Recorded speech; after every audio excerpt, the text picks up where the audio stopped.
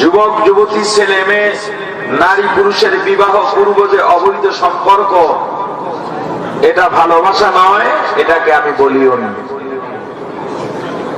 কিছু যুবক চিন্তা করছিল ভালোবাসার দলিল মোড়ে পাই না, আজকে বুঝে পাইছে না কথা বল না কা। আমি যে ভালোবাসার কথা বলেছি সেটি নির্মল, বিনিময়হীন। ভালোবাসা কাকে বলে আমি একটু উদাহরণ দিচ্ছি। আপনি অসুস্থ, রাত্রে বিছানায় কাতরাচ্ছেন, আপনার কষ্ট হচ্ছে, আপনার বোন ঘুমিয়ে আছে, আপনার ভাই ঘুমিয়ে আছে, এমনকি আপনার বাবাও ঘুমিয়ে আছে, কিন্তু আপনার মা আপনার পাশে বসে আছে। আপনার মাও অসুস্থ, এরপরেও আপনার মাথার পাশে বসে তৈল মালিশ করছেন, পানি দিয়ে দিচ্ছেন। আপনি একটা সময় ঘুমিয়ে গেলেন, আবার রাতে শারীরিক যন্ত্রণায় আবার ঘুম ভাঙলো, তাকিয়ে দেখলেন আপনার মা এখনো ঘুমাননি। আপনি যখন ঘুমিয়েছেন, আপনার মা যায় নামাজ পিছিয়ে নামাজ আদায় করে দুহাত তুলে আল্লাহ দরবারে আপনার জন্য দোয়া করছেন। এটার নাম ভালোবাসা। কি বলেন? সবাই বলেন না কেন? এই ভালোবাসার কোনো বিনিময় নেই, কোনো চাওয়া পাওয়া নেই। আপনি এখন হঠাৎ খবর পেলেন আপনার বাসার থেকে আপনার স্ত্রী আপনাকে ফোন দিল যে আমাদের ছোট সন্তান খুব অসুস্থ। আপনি কোন কাজের উপরে আছেন? আজকে কাজটা পূর্ণ না করলে ঘরের মধ্যে চাউল যাবে না, কাজ সম্পূর্ণ না করলে ঘরের চাল কেনা হবে না, না খেয়ে থাকতে হবে।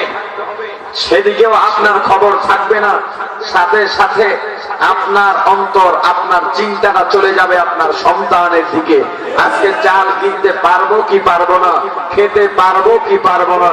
আপনি কাজ কর্ম ফেলে বাড়িতে দৌড়তেন যেই আকর্ষণে, যেই মহাব্বতে, এটার নাম ভালোবাসা।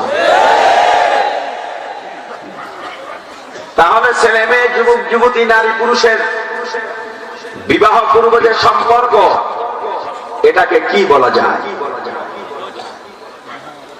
এটার নাম ভালোবাসা নয়। এটা কি? ভাদ্র মাসে মহিলা কুকুরের পিছনে পুরুষ কুকুর দৌড়ায়। আপনাদের বাড্ডা অঞ্চলে মনে হয় নাই? কুকুরনির পিছনে কুকুর দৌড়ায়। নিশ্চয়ই আকর্ষণ তো একটা আছে। আকর্ষণ আছে না নাই? ভালোবাসা? ভালোবাসা। কুকুরের একটা চরিত্র আছে যেটা ভাদ্র মাসে জেগে ওঠে। কুকুরের চরিত্র চরিতার্থ করার জন্য কুকুরনির পিছনে দৌড়ায়। বিবাহ পূর্ব ছেলে মেয়ে, যুবক যুবতী, নারী পুরুষের যেই অবৈধ সম্পর্ক, এটার নাম ভালোবাসা নয়, এটা কুত্তা মার্কা সম্পর্ক। কারণ ভালোবাসা সেটাই বলে যেটার মধ্যে চাওয়া পাওয়া নাই, কিন্তু অবৈধ সম্পর্কের মধ্যে বহু চাওয়া পাওয়া আছে। কি সেটা? পুরুষটা চায়, যুবক চায়, কখন আমি যুবতীকে, আমার প্রেমিকাকে নিরালায় অন্ধকারে এক জায়গায় পাবো, সাথে সাথে তার লালসা পূরণ করবে। মেয়েটাও ঠিক একই ধান্দায় সবসময় চিন্তায় মগ্ন থাকে। এটার নাম ভালোবাসা হতে পারে না। 14ই ফেব্রুয়ারির অপেক্ষায় বহু যুবক যুবতী এখন দিন গুনতে শুরু করেছে। বড় আজীব ব্যাপার। হে মুসলমানের সন্তান, 14ই ফেব্রুয়ারি কোন মুসলমানের সন্তান দিবস হিসাবে পালন করতে পারে না। তুমি মুসলমানের সন্তান, তোমার ইতিহাস কি জানা নেই? তুমি হুজুগে বাঙালি হয়ে যখন যা পাও খেয়ে নাও, এত লোভ করিও না। একজন ইসলাম বিদ্বেষী হিন্দু সাধক, অমুসলিম সাধক একটি ঘর বানিয়ে বানিয়েছিল যে সমস্ত যুবক যুবতী নারী পুরুষরা অবৈধ জেনায় লিপ্ত হতে চায়, এই ঘরের মধ্যে তারা নিরাপদে তাদের কর্ম সম্পাদন করতে পারবে। ওই দেশের রাজা খবর পাওয়ার পর ওই অমুসলিম সাধককে কতল করে দেন এবং সেই বেশ্যালয়কে ঘুরিয়ে দেন। তখন থেকে জেনাকার জেনাকারী, অবৈধ সম্পর্ককারীরা, বখাটে যুবক যুবতী, চরিত্রহীন যুবক যুবতীরা তাদের আশ্রয়স্থল হারিয়ে ওই দিনকে তারা দিবস হিসাবে পালন করেছে, দিবস হিসাবে নির্ধারণ করেছে। যেহেতু আমরা আমাদের জেনার আশ্রয়স্থল, আমাদের চরিত্র হরণের আশ্রয়স্থল হারিয়ে ফেলেছি, ওই দিন ছিল 1 ফেব্রুয়ারি। সারা বিশ্বের মানুষকে ভালোবাসার দিবস নাম দিয়ে এই দিনে জাতি বিজাতি সমস্ত নারী পুরুষকে আমরা জেনার মধ্যে লিপ্ত করাবো। আজকে মুসলমানের সন্তান সেই দিবস পালন করছে।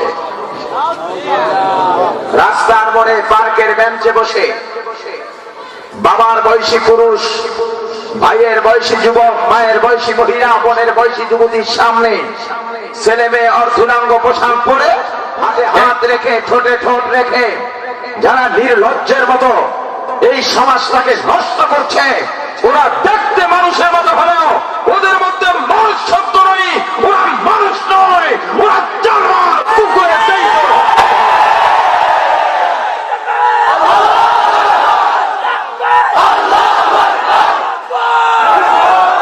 ভাইরা আমার, এই জন্য 14 ফেব্রুয়ারির নাম দিয়েছি আমি বিশ্ব ভাদ্র দিবস। কি দিবস জোরে বলেন? কুকুর রূপী জানোয়ার গুলো ভাদ্র মাসে জেগে উঠে, আর মানুষ রূপী জানোয়ার গুলো 14 ফেব্রুয়ারি মেতে উঠে। প্রিয় ভাইরা আমার, আমি বিশ্বাস করি এই বাড্ডা অঞ্চলে যদি 10টা যুবক তৈরি হয়ে যায়, যেই যুবক শপথ করে নামবে এই বাড্ডা অঞ্চলের মধ্যে 14 ফেব্রুয়ারি উপলক্ষে কোন ধরনের ফুলের দোকান বসতে পারবে না। 14 ফেব্রুয়ারি উপলক্ষে কোন ধরনের উপহার কার্ডের দোকান বসতে পারবে না। এই এলাকার মধ্যে বিবাহ পূর্ব নারী পুরুষ, গায়ের মাহরাম কোন নারী পুরুষ একসাথে বাড্ডা অঞ্চলে হাঁটতে পারবে না। এই অঞ্চলের মধ্যে 1 বৈশাখ উপলক্ষে কোন ধরনের পান্তা ইলিশের দোকান বসতে পারবে না। এই এলাকার মধ্যে 1 বৈশাখ উপলক্ষে কোন মাছের ব্যবসায়ী ইলিশ মাছ বিক্রি করতে পারবে না। এই এলাকার মধ্যে নামাজ চলাকালীন আযানের সময় কোন দোকান খোলা থাকতে পারবে না। এই এলাকার দোকানগুলোর মধ্যে কোন ধরনের টিভি চলতে পারবে না। এই এলাকার মধ্যে কোন ধরনের ডিশের ব্যবসা চলবে না। এই এলাকার মুসলমানের ঘর থেকে ভারতীয় চ্যানেল সহ ডিশের লাইন বন্ধ করে দিতে হবে। আমি বিশ্বাস করি 10টা যুবক যদি তৈরি হয় বেশি প্রয়োজন হবে না, যারা দৃঢ় চিত্তে এই সমাজকে অশালীন অশ্লীল কর্মকাণ্ড থেকে বাঁচানোর জন্য দৃঢ় প্রত্যয় নিয়ে এই এলাকার মধ্যে প্রতিষ্ঠিত হয়ে যাবে। এই বাড্ডা অঞ্চল হবে সারা পৃথিবীর 1 নম্বর আদর্শিক এলাকা।